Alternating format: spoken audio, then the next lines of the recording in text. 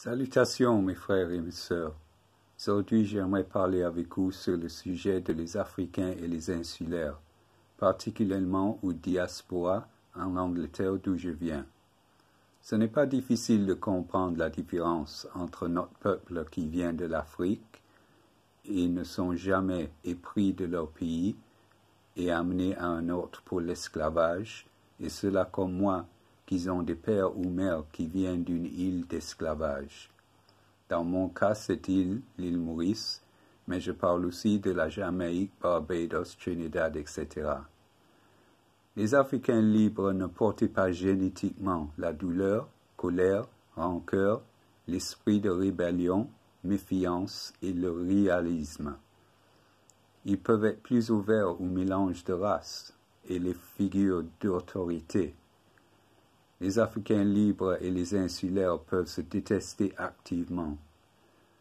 Moi, je suis pour la unification de tous les peuples noirs du monde en sachant que sans ça, notre lutte serait prolongée.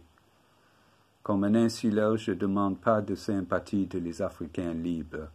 Je demande reconnaissance.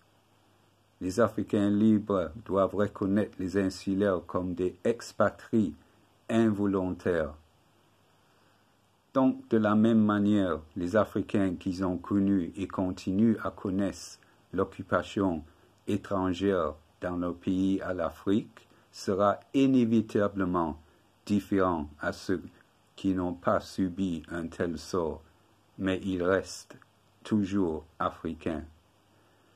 Les insulaires doivent être reconnus comme des Africains aussi. Si on peut simplement se accepter comme Africains, de ça peut venir une meilleure compréhension mutuelle, ce qui peut nous aider d'être plus proches. Cela nous renforcera comme Noirs ou diaspora. Tu n'es pas supérieur parce que tu n'as pas connu déplacement, asservissement et leur héritage. Vous êtes simplement chanceux et vous doivent remercier notre Père et prier pour comprendre. Haile Selassie, Dieu est roi.